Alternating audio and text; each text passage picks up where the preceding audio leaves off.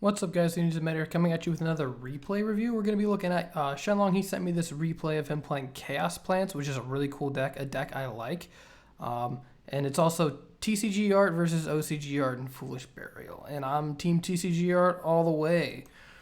So we'll kind of get into this replay here. Opening Charge, obviously, is really good for a Chaos deck. Being able to search Lila, milling the Raikou. And so we already have a Light in the Dark in our graveyard and a Debris target. Two debris targets, actually. So we're pretty well set up here against plants. We're going to go ahead and recharge away the Lila, draw 2, mill 2. And it looks like this is the extent of the Lightsworn package in this deck. I'm not too big of a fan of recharge, but it seems to work out when you have access to it. I like it in stuff like Cast Dragons, but I was typically playing like 6 or 7 Lightsworn monsters in that deck. And we're just going to set one and pass. Interesting to see that he opted to not set either Spore or Bulb to get them in the graveyard, but you can kind of understand that with having Foolish Burial, being able to send Dandelion and do lots of things that way. So we'll see here. So we're going to see a Tengu and a Bulb here. And this play I don't like. You don't need to use your Bulb. You're at this point in time, you're essentially eliminating a comeback play option that you have going forward just to make a Synchro monster. I understand maybe the validity of saying, hey, I want to out a Thunder King, but you're literally holding Tour Guide and Mind Control in your hand. Like, I don't think you really need to do that. You could just Mind Control the Thunder King and use Bulb's effect if you're really worried about it. So I really don't like this play at all. I think this is personally a waste of Glow Bulb. Like I said, you're taking an option away from yourself. And we're going to see Book of Moon. I also like Book of Moon in Cast X when you need to put down Thunder Kings and stuff like that because they're so prevalent in this format. And we're going to go ahead and see a Chaos Sorcerer. We're going to banish Bulb. This is pretty risky because you're essentially...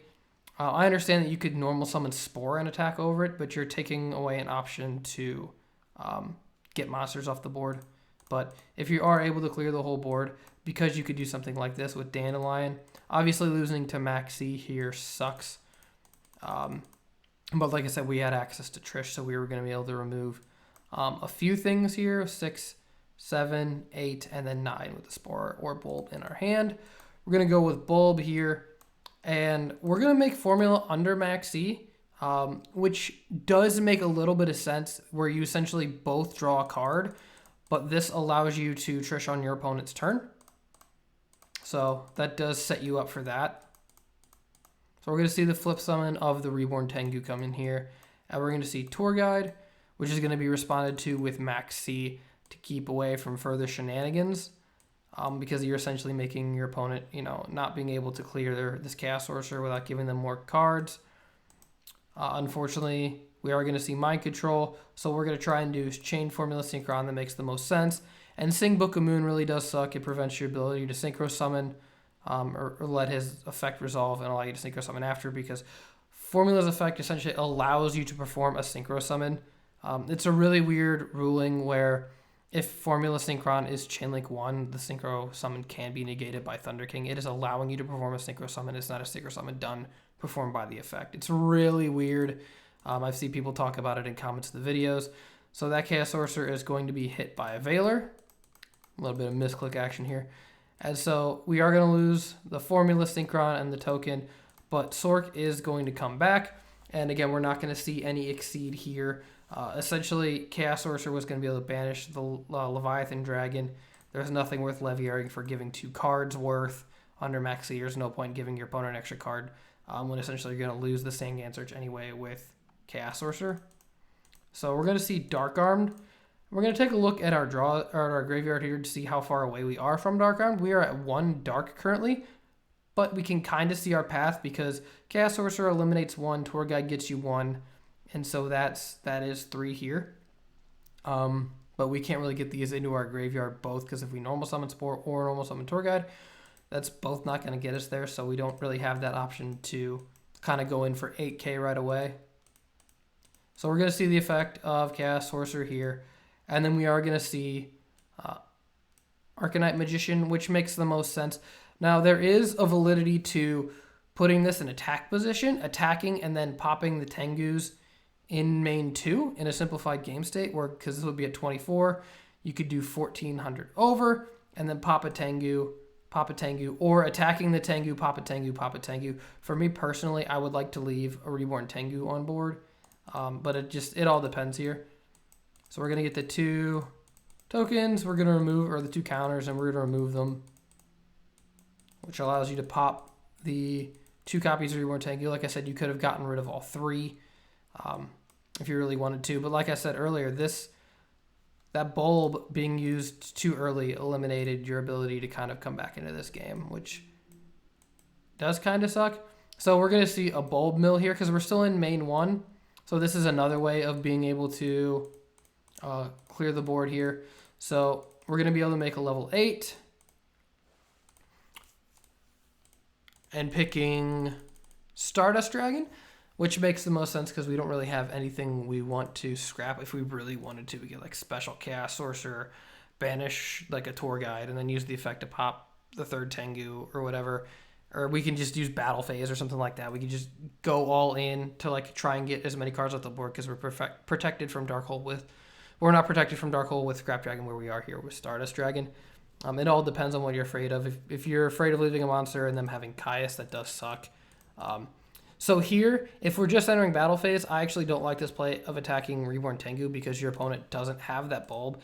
And even if they did have a level 1 tuner, they're typically only able to make like either Librarian or Catastor or even like Android, which is very, very, very fringe. But none of these deal with Stardust Dragon, whereas a normal summon Spirit Reaper or Dandelion here makes Leviathan Dragon and allows you to out Stardust.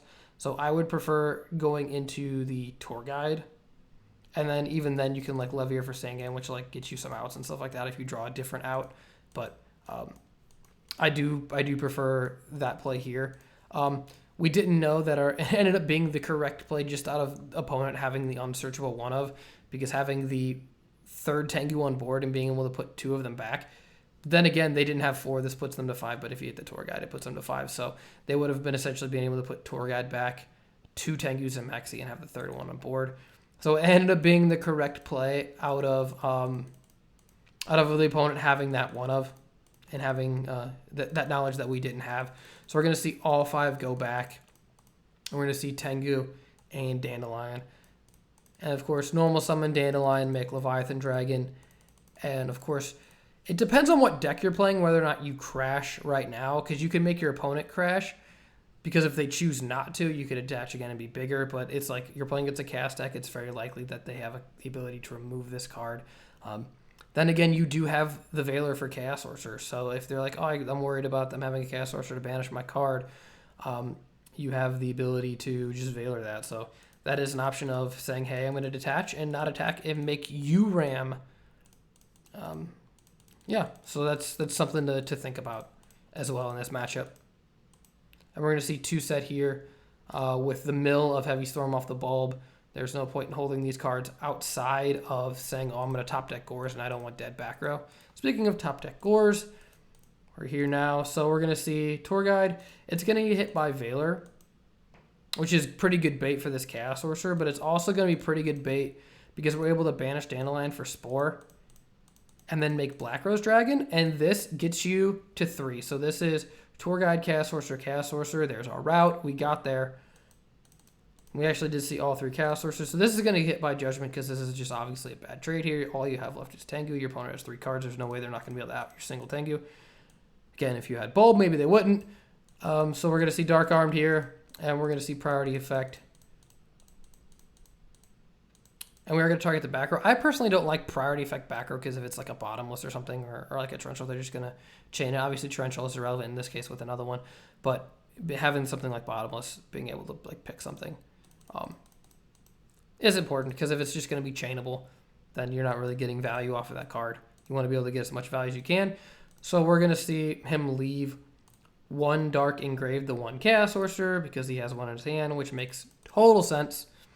This is an absolute disgusting top deck because he used the Veiler on the Tour Guide, and he had the Tour Guide from the graveyard earlier. So he has the ability to summon this BLS. That's absolutely insane rip here. So it's going to be a banish play, which is pretty interesting, not going for the attack, but it makes sense because if you can't outgores, you kind of lose. So just getting 17 in there. And in response to that, Shenlong is actually not even going to Gores because he could just use Chaos Sorcerer. Drawing the Effect Veiler is actually really clutch because as if opponent top decks Kai's, he's able to, I know he's not going to be able to protect this here, but, it is what it is. It's an important way to out things if you're worried about things like that. If you're worried about like Brionic or anything, you just having that layer of protection. So with not attacking here and going with the effect, there's no point in using the MST. If it's Fiendish Chain, you can just chain it. You're not committing anything to where back row could be changed to the effect. So I do like the pro set heavy. I was going to say if this is me, I'm setting this card all day. So we are going to see a 5 here. It has to be TG Hyper Library, and Catastor does nothing in this scenario. And so we're going to see a good comeback board state here from a couple really good draws from Loga here. And he is going to go Spore, which is fairly interesting. You don't have a debris target now. If you draw it, you've kind of banished it, which is fine, but seeing Stardust Librarian and being able to draw is fairly worth that trade. Again, Shen is not going to Veiler that Librarian draw because he doesn't feel that's worth losing the Veiler. And now we are going to see a Gores here on the 24 from the Librarian. But we have a D Prison, so now we feel a little bit more comfortable. And having that, not using that effect allows us access to a tuner. This Lone Fire draw is actually really bad because the entire plant engine has already been used. But we're going to try and get in everything over there. We're going to see a D Prison. And then, so we are going to see the Veiler come down and see a Scrap Dragon. We are giving our opponent a draw. And we're going to be down 4-2 in card advantage here after the draw. So we have TT and Reaper. I'm not really sure, because I know we were going to be able to set both here to maybe attempt to get him to pop this Torrential with Scrap Dragon after attacking. So we'll see. This Call of the Haunted is actually pretty interesting because you banish so many of your good cards. Call of the Haunted in a Chaos deck is pretty interesting because it can potentially hurt you. So we're going to see 300 with the Scrap Dragon, and then of course we're going to set the Lone Fire Blossom and use the effect to get rid of the TG Hyper Librarian. TG Hyper Librarian and a level 1 tuner does give you access to Orient Dragon, which would ruin this play here, so it makes sense to use the effect on Librarian as opposed to this set. And we are going to top deck Debris Dragon, so banishing that target does come up. And so the flip summon a Spirit Reaper and then the Torrential Tribute. And then this is going to give us access to a debris target. We're good there. We have our debris target from Torrential, and this is going to give us access to 7 in Black Rose. Obviously, we're not going to use the effect here. So we have Call of the Haunted. We're going to use that to protect ourselves. And the choice becomes essentially, do you want to get something like Scrap Dragon or do you want to get Stardust Dragon? These are your main choices here because they're the only thing that's going to survive the battle. In the end, Stardust makes the most sense in a simplified game. Say you're 100 over. You don't have to worry about losing to Dark Hole. And you can't use, there's no monster you could top deck where you could Scrap Dragon, pop it and whatever, and attack because you don't have another card to do that. You don't have enough cards to essentially be able to win the game with something that has like 500 attack. So 100 over the Black Rose, because we're going to start us on Scrap Dragon, and we're going to set the Call of the Haunted because Heavy Storm, again, has already been used. We're going to see a set 1, and then we're going to see an end phase Scrap Dragon. This makes sense just to play around something like an end phase set MST.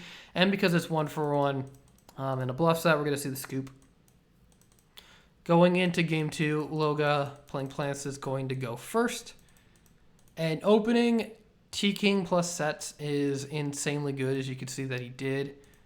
This is just a bonkers opening, especially when your opponent doesn't have heavy. And drawing Sangan, again, really bad. So essentially we have 2 dead cards in our hand, which kind of sucks. So if you feel like coming out of this game state is going to be relatively tough, it might be. It makes sense. So he's going to set Call of the Haunted here to try and do Lila again. MST is going to hit it. So we're not going to be able to Lila this back row. and we're going to take 19. So we're going to draw Foolish, which is actually a pretty good draw because we're going to be able to Monster Reborn Lila and use the effect and then be able to get Bulb, which is going to either force Thunder King. So Foolish Burial, Glow Up Bulb, and then declare the effect of Glow Up Bulb. And we're going to see a Max C, which is... So there's two trains of thought here with this play. So for me personally, knowing the game state exactly, I don't think it's worth trying to get another card off of this Max C. I'm gonna let my opponent, I'm gonna negate it. I'm personally negating this Catastor because as of right now, I have no way to deal with it. Like I know I have Book of Moon, but like I'm gonna lose my Thunder King, and it's not set. But Logan attempts to allow it to go through, and our hand is going to Alive Up again. Unfortunately, he sided out one of the Raikos, so this is it, and he just milled this last target. So he's saying milled target here, so we're not going to be able to continue on, or not going to be able to search anything. I don't believe he normal summoned that turn either. It was just Bulb effect, so he could have set this thing in if he wanted to. He drew the out off of the last card off Max C, which is, again, kind of lucky. Me seeing my hand knowing that I didn't have the out, I'm not doing that, personally. Brio, there's not really any good level 6s to go for in this scenario. Brio's really good in Simplified because you have Dandelion, so if your opponent's like, oh, I have to set monsters to do anything. But this deck typically doesn't, even milling that last Raiko. So, Chaos Sorcerer, of course, going to come down in priority effect here. Book of Moon isn't going to stop that. And then we're going to see the set Sangan. So he is going to set, looks like we have Book and Dandelion. We drew BLS, but we don't have any Darks in our graveyard, so we're not going to be able to summon that BLS. So we're going to have Maxi and Card Trooper. Flip summoning Sangan makes sense. And then putting the Chaos Force in defense to play around Mirror Force, because you don't really need to do that 2300 if it's something that you're not really playing around. And then Sork is going to be able to banish one of the tokens with the effect. And then playing around Torrential Tribute as well. By setting this Card Trooper. And also by setting Card Trooper, we're allowing our opponent to we're not giving away information saying like, is this a Spore? Is this a Dandelion or whatever? What could it be, Because the only thing that we've used here is Glow Up Bulb. So we still have a lot of settable cards here. We could also make them think that we already had a Raiko in our hand. So we make them think it's Raiko rather than actually boarding it out. So we're just going to be poking with Sangan being in that advantageous game state. Again, Heavy Storm is milled, or has already been used here. We could set all of these cards because no more access to it. We're finally going to see someone draw a Dark Hole. Let's click there. We're going to see, again, just keep poking with Sangan. If your opponent doesn't have a response to this, they eventually have to draw out of it. This card should have been boarded out. There is, not really misplay, but a miss side here. Logan should have sided out Heavy Storm. You don't need Heavy Storm in this matchup. This deck doesn't play trap cards. I understand wanting to keep in MSTs for potential floodgates and things like that, but you don't need to do that. Also, you didn't need to flip this book. It really didn't do anything for you. You didn't need to do that because you're essentially taking away an option if your opponent decides to like normal summon a Thunder King. You really don't have a lot of options.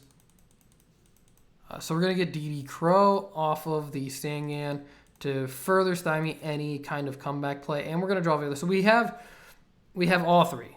We have the Hymna special as he would say, one of each. And then banishing Reborn Tengu and then maxing is really cool because you essentially are forcing your opponent to give you lots of cards. We're going to use Debris Dragon and target Glow Up Bulb because this is going to give us access to Arcanite, which is going to allow us to clear the whole board. But on that summon, we're going to hit it with Torrential Tribute. Even in that, it's not even that big of a deal. You're getting two cards, one for the Tengu and one for the Card Trooper. So you have your Maxi draw and your other draw here. So you're able to space this card, declare it just in case it is space, which it is, and drop your guy, which is enough for game even through Regards because they are unable to drop it, which is going to be game. This is a really, really very, very well played game. Just having all the outs, playing it very, very correctly. If there's any more replay reviews you'd like us to do, be sure to send it to us. And thanks for watching, guys.